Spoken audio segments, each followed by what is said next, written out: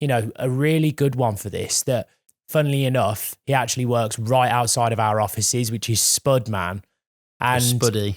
we So absolutely cool. love him. The guy's the nicest person in the world. And I was fortunate enough to spend a lot of time speaking to him just as a customer before he started to get viral. And, he's just a family man. He's a really kind guy. But, at the heart of his business, the guy sells potatoes with some canned and fillings. And don't sort of say, no hate towards the Spud man, because he's brilliant at what he does.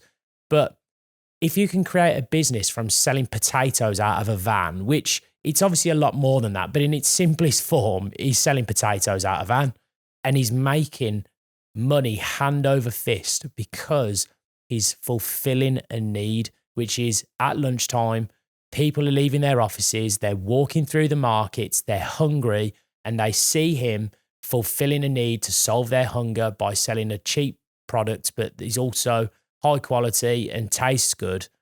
You're meeting that need. And he's marketed it perfectly because he's built his personal brand, and he's marketed it, for himself. And it's huge. I mean, I've got a hilarious story because we obviously used to go to him loads. And, like I say, it's literally 2-minute walk from our office in Tamworth. So I used to go have a jacket potato, and there never used to be any queues back then. And I just said to him, oh, bloody hell, you need to start, probably set up somewhere else if it's going really well. It seems to, from what you're saying. And he's going, no, he goes, I'm doing the social media side at the minute. And I was like, all right, yeah, I'm cool. Like, I bet you are, sort of thing. And this is before he was really big, but he might have had a couple of 100,000 followers. And went away, and I was thinking, social media, potato, and I never knew anything about it.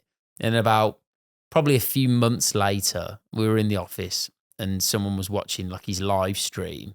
And I said, oh, what are you watching? And he was like, oh, it's that Spud guy that's outside. And I was like, what? I was like, what do you mean? What are you talking about? And he's like, well, yeah, he's got about, 1 million views or whatever it was. I can't remember. Followers probably. And I was like, what? You're joking? And then they showed me and he was like, yeah, on live. And I was thinking, bloody hell, I didn't know that. I didn't know it was that big. Sound like a hater to me, you do, Code. I love it. A hater of the Spud, man. You're a doubter and a hater. But no, I mean, he's got 3 million followers now. But the point stands that, look, any business works. And for me, if you market it well, we've just done a big episode on how to build a brand. And that is, again, a fundamental part of the success of any business. I believe truly that marketing is the most powerful tool within a business. Sales is great, but again, just to categorize the difference between the two, marketing is generating the leads, sales is converting the leads.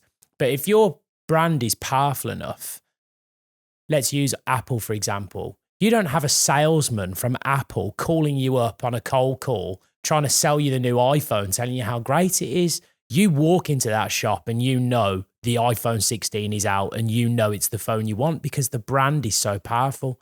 And it's the same thing with Nike. It's the same thing with Adidas, McDonald's, any of these big brands. You don't need a salesman to convert because the branding has done it for you.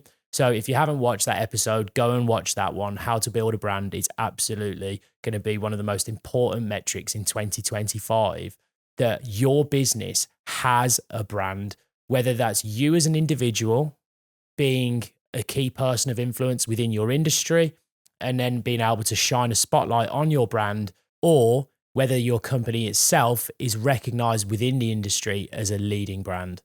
Yeah. And I mean, the person that opened my eyes to all of it, and again, starting new businesses and things like that, is one person that I would definitely say you'd want to watch. And it is Rory Sutherland.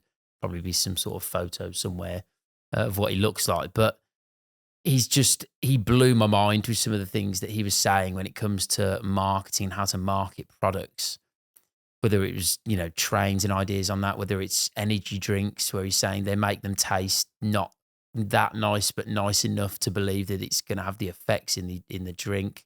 Same with protein shakes and protein bars. Same as the one again that he said about was like bug spray and mosquito repellent, that in theory they could make that smell like candy floss, but they don't. They make it smell horrendous for a human. So humans go, bloody hell, if that's how bad that is for me, how bad is it for the fly? It's like, it's all marketing and branding stuff. And he's a genius with it. Well, for me, building that brand, like you said, in 2025 is, like you said, it's absolutely massive. And learn from people like Rory Sutherland, learn from people like the business owners of the world, like the Jeff Bezos, like the Elon Musks, and just you can take inspiration from those brands and see what they're doing to help you on your business journey. But the biggest one is currently in 2025, we are in an attention economy.